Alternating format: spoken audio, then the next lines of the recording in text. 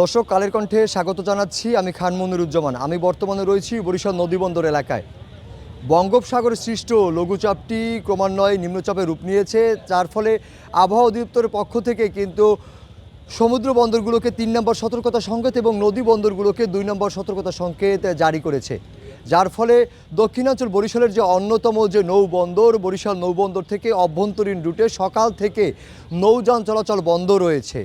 এমনটাই জানিয়েছে বরিশাল নৌবন্দরের যে যুগ্ম পরিচালক রয়েছে শেখ মোহাম্মদ সেলিম রেজা। আবহাওয়ার কারণে ২ নম্বর সিগন্যাল চলমান, তারপর দমকা বাতাস থাকাতে আমাদের অভ্যন্তরীণ রুটের ছোট লঞ্চ সব বন্ধ আছে। আমাদের আজকে সকাল থেকে এখন পর্যন্ত কোনো লঞ্চ চলেনি, আর পুনরাদেশ না দেওয়া পর্যন্ত, আবহাওয়ার উন্নয়ন না হওয়া পর্যন্ত লঞ্চ চলাচল বন্ধই থাকবে।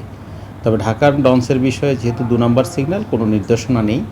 যদি আবহাওয়া ভালো এই অবস্থায় থাকে হয়তো ঢাকার লঞ্চ ছেড়ে যাবে।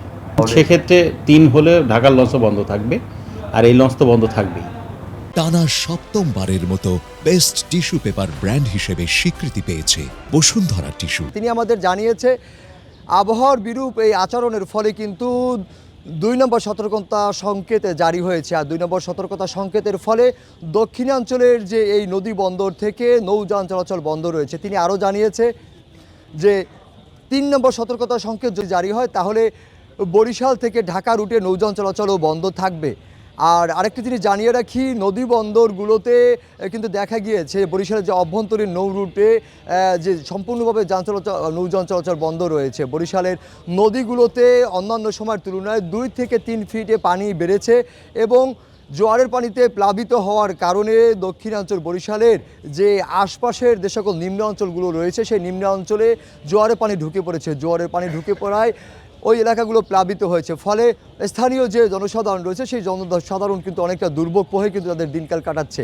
সকাল থেকে গুড়ি গুড়ি বৃষ্টি, আর এরকম বৃষ্টির ফলে বরিশালের যে কর্মজীবী মানুষরা রয়েছে, শ্রমজীবী মানুষ, তারা অত্যন্ত বিপাকে রয়েছে।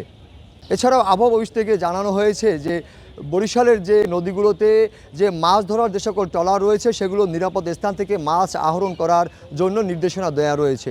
বিশেষ করে বলা যেতে পারে আবহাওয়া অফিস যে জিনিসটা যেমনটা জানিয়েছে আমাদের, যে গত ২৪ ঘন্টায় বরিশালের যে বৃষ্টি রেকর্ড করা হয়েছে তাতে ৫৪ মিলিমিটার বৃষ্টি রেকর্ড করা হয়েছে। এছাড়াও সকাল ৬টা থেকে দুপুর ১২টা পর্যন্ত ৪৪ মিলিমিটার বৃষ্টি রেকর্ড করা হয়েছে। সব মিলিয়ে বলা যেতে পারে যে বৈরী এরকম আবহাওয়া, এই আবহাওয়ার ফলে বরিশালের যে জনজীবন অনেকটা বিপর্যস্ত হয়ে পড়েছে।